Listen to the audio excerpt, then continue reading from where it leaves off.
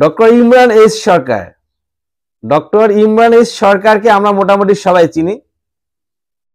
গণজাগরণ মঞ্চ, সেই গণজাগরণ মঞ্চের মুখপাত্র ছিলেন ডক্টর ইমরান এইচ সরকার।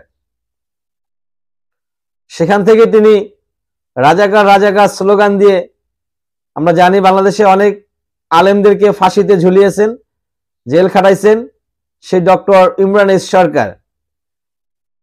এই মুহূর্তে তিনি কোথায় আছে আমি জানি না, তবে ওনার ফেসবুক আইডিটা এখনো সচল আছে। উনি সেখানে প্রায় নিয়মিতই কিছু না কিছু কথা বলে থাকেন। তো এখানে কি বলছেন ডক্টর ইমরান সরকার ফেসবুক পোস্টে বলেন, মূল সংগঠন হচ্ছে জামায়াত ইসলাম, যুব সংগঠন জাতীয় নাগরিক কমিটি, ছাত্র সংগঠন শিবির ও বৈষম্য বিরোধী ছাত্র আন্দোলন। ক্লিয়ার? উনি এভাবে লিখেছেন। অর্থাৎ উনি বোঝাতে চাচ্ছেন যে জামাতি হচ্ছেন আপনার বৈষম্য বিরোধী ছাত্র আন্দোলন, এবং এরাই হচ্ছে শিবির, এরাই সন্ত্রাস। এদেরকে আবার তিনি মুনাফিকও বলেছেন। এদেরকে তিনি মুনাফিক, সন্ত্রাস আরো অনেক কিছু বলে আখ্যায়িত করেছেন। উনি কিন্তু হচ্ছে সেই পূর্বকাল থেকেই, সেই গণজাগরণ মঞ্চ থেকে শুরু করে সেখানে তার টার্গেটই ছিল এই জামায়াত ইসলাম। জামায়াতের বিরুদ্ধে, জামায়াতকে রাজাকার বলে, যুদ্ধাপরাধী বলে বিভিন্ন ধরনের স্লোগান দিয়ে কিছু লোকজন নিয়ে পুরো দেশটাকে তিনি মাতিয়ে রাখছিলেন ওই গণজাগরণ মঞ্চ থেকে।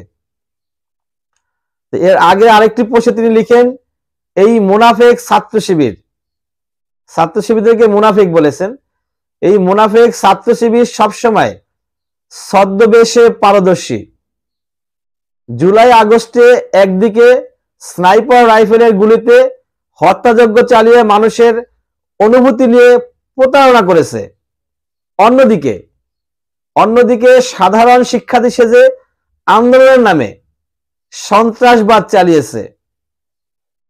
এরা সবসময় ছদ্মবেশ ধরে থাকে, কারণ জানে মানুষ এদের বিশ্বাস করে না।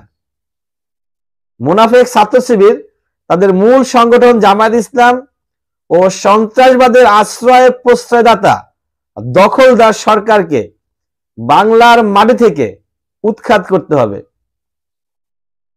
অর্থাৎ জামায়াত ইসলাম ছাত্র শিবিরকে তিনি মুনাফিক বলেছেন, সন্ত্রাস বলেছেন, ছদ্মবেশধারী বলেছেন, এবং এদেরকে যারা এদেরকে আশ্রয় দেয়, প্রশ্রয় দেয়, সেই দখলদার সরকার, অর্থাৎ বর্তমান যে সরকার আছে তাদেরকে বোঝাচ্ছেন। বর্তমান যে সরকার, সেই সরকারকে ইনি বুঝিয়েছেন, সেই দখলদার বলেছেন সরকারকে, এই দখলদার সরকারকে বাংলার মাটি থেকে উৎখাত করতে হবে। চিন্তা করছেন ইমরান এইচ সরকার তিনি কত বড় কথা বলেছেন। উনি কোত্থেকে বসে কাজগুলো করতেছেন আমি অ্যাকচুয়াল সেই লোকেশন বলতে পারতেছি না, বাট ওনার ফেসবুক আইডিতে আপনারা ফলো করে দেখবেন,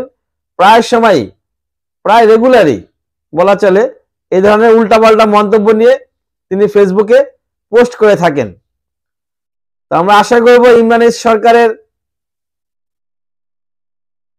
যা করা উচিত, করা দরকার, কারণ তিনি গণজাগরণ মঞ্চ বানাইয়া দেশে অনেক বড় ক্ষতি করছেন, বিশেষ করে আলেম ওলামাদের বিশাল বড় ক্ষতি করছেন। এখনো তিনি সেই আলেমদের বিরুদ্ধে লাগাই রয়েছেন। তা আমরা এই ধরনের লোক চাই না, আমরা সুশীল সমাজের ভদ্রলোক চাই। আমাদের বাংলাদেশ হবে সম্পূর্ণ সুশৃঙ্খল, শান্তিপূর্ণ, আরামদায়ক, একে অপরের ভাই ভাই থাকবে। আমরা যেই পার্টি করি না কেন, রাষ্ট্রের স্বার্থে, দেশের স্বার্থে, মানুষের কল্যাণের স্বার্থে আমরা সবাই এক থাকবো ইনশাআল্লাহ।